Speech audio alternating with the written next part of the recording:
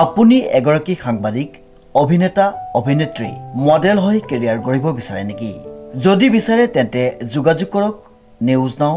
যোগাযোগৰ নম্বৰটো হৈছে 9954474988। নমস্কাৰ, এটি বিশেষ বাতৰি লৈ নিউজ নাওৰ ষ্টুডিঅ'ত মই মুকিবুল হুছেইন। 58 নং মধ্য পৰ্বতীয়া গাঁও পঞ্চায়তত ৰাজহুৱা সভা অনুষ্ঠিত হৈ যায়। নিউজ নাওৰ এক বিশেষ প্ৰতিবেদন। 58 নং মধ্য পৰ্বতীয়া গাঁও পঞ্চায়তত ৰাজহুৱা সভা। সামাজিক মাধ্যমত ভাইৰেল ভিডিঅ'ক লৈ তীব্ৰ প্ৰতিক্ৰিয়া।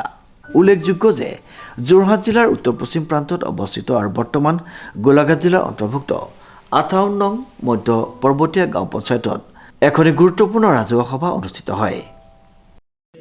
এই কালি হঠাতে পংকজ দাস আৰু সন্তোষ প্ৰাণ দাস ওৰপে মাইনা দাস বুলি দুজন ব্যক্তি আহিল।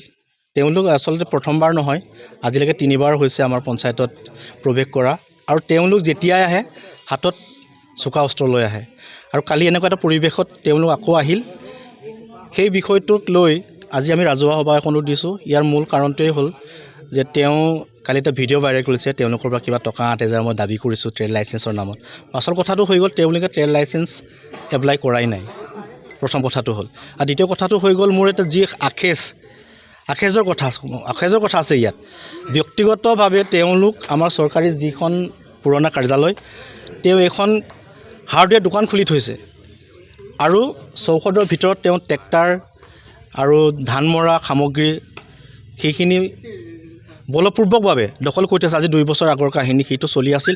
আৰু নতুনকৈ যেতিয়া মই পঞ্চায়তৰ প্ৰেচিডেণ্ট হৈছোঁ, সেইখিনি খালী কৰি দিবৰ কাৰণে তেওঁলোকৰ লগত মই যিখিনি চিঠি দিবলৈ পঠিয়ালোঁ আমাৰ সতীৰ্থ বন্ধু আৰু পিয়নক, আৰু তেওঁ তেতিয়াও ৰেকৰ্ড আছে যে তেওঁলোকক মাৰপিট কৰি খেদি দিছিল।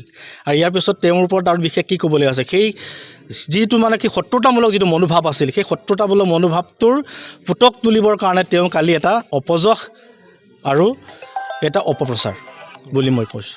হয়, মই কালি পুলিবৰ আৰক্ষী চকীত এজাহাৰ দাখিল কৰিছোঁ আৰু স্পষ্টকৈ লিখা আছে এইটো 3বাৰ হৈছে তেওঁ অস্ত্ৰ লৈ পেলাই আমাৰ পঞ্চায়ত গৃহত প্ৰৱেশ কৰা।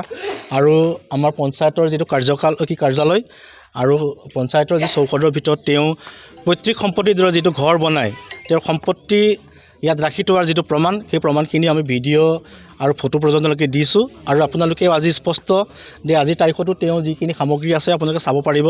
তেওঁ অলপ আগতে তেওঁ ট্ৰেক্টাৰখন উলিয়াই লৈ গৈছে, আমাৰ হাতত এতিয়াও ভিডিঅ' আছে, ভিডিঅ' কৰি থৈছোঁ।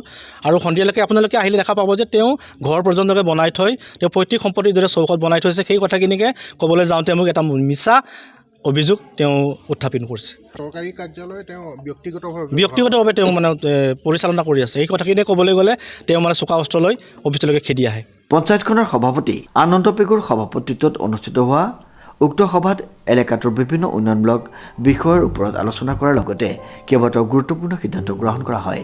সভাত গৃহীত হোৱা ৰাজহুৱা প্ৰস্তাৱসমূহ আয়ুক্ত, খণ্ড উন্নয়ন বিষয়া আৰু সংশ্লিষ্ট বিভাগসমূহলৈ প্ৰেৰণ কৰাৰ সিদ্ধান্ত গ্ৰহণ কৰা হয়। উল্লেখযোগ্য যে শেহতীয়াকৈ স্থানীয় এজন ব্যক্তিয়ে পঞ্চায়তৰ সভাপতিক লক্ষ্য কৰি বিভিন্ন অভিযোগ উত্থাপন কৰি এটা ভিডিঅ' সামাজিক মাধ্যমত প্ৰচাৰ কৰিছিল। এই ঘটনাক কেন্দ্ৰ কৰি উক্ত ৰাজহুৱা সভাখনি অনুষ্ঠিত হয়। যোৱাকালি আমি এটা ফেচবুকৰ মাধ্যমেৰে আমি ভিডিঅ' দেখা পালোঁ যে আমাৰ পঞ্চায়তখনৰ সম্পৰ্কে যে আমাৰ পঞ্চায়তৰ সভাপতিগৰাকীয়ে 8,000 টকা কিবা ট্ৰেড লাইচেঞ্চৰ সম্পৰ্কত বিচাৰিছে বুলি।